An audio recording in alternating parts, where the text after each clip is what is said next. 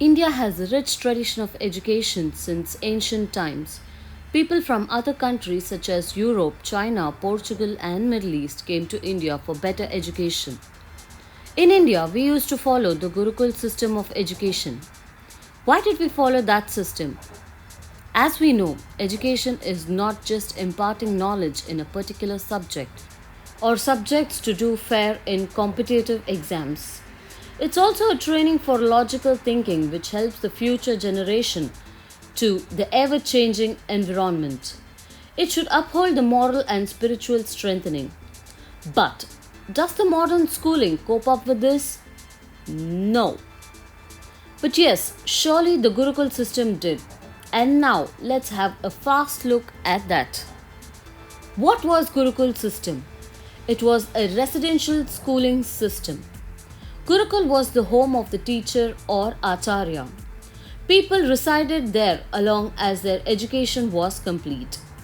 It paved the way to a highly cultured and disciplined life. All were considered equal at Gurukul. Guru and Shishya resided in the same house. The relationship between the Guru and Shishya was sacred and no fee was taken from the students. Anyhow, the students used to offer a token of respect known as Guru Dakshina after his studies were over.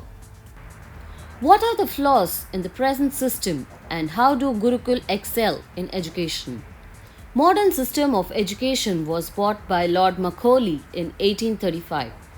This would increase the literacy rate for sure, but does not help in producing idle citizens. The only objective is to earn degree became a careeristic and money giving. Zero importance to the values and morality. Total absence of personality development. It's more commercial than holistic. Less time for physical activities and other skills which assist their students to become a better human being. What are the results? That we can see in front of our eyes. Uncontrolled corruption, decrease in ethical values, inhuman activities in public, etc. etc. In ancient India, education was for man making and character building.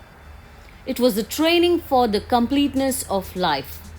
What were those methodologies? Let's have a look.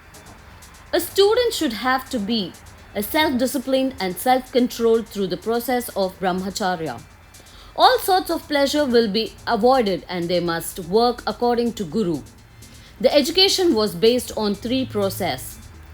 The first one is Shravana, Manana and Nidhyasana. Shravana was to listen to the subject orally conveyed. Manana was the process of thought and Nidhyasana was the complete realization of the subject though. Also, special care was given for personality development. Moral strengths were included that helped the society to cling together. Self-esteem and confidence was made high. By the manual labors such as collecting fuel and attending cattle duty was brought to the students. The son of the emperor and the son of the layman have to do these duties hand in hand. Do we need Gurukul system back in India? Wait. I know you may be thinking it's weird. Yes, many people may consider the system as unstructured and old. How can a child live with a guru without any curriculum or a study routine? No, you're wrong. Modern day educationalists have taken a backward look in the matter. Gurukula system can be included in the present day educational systems in the following manner. Modern infrastructure. Robust learning can be done only when a particular knowledge is incorporated with theories. But our present day education believes in bookish knowledge only.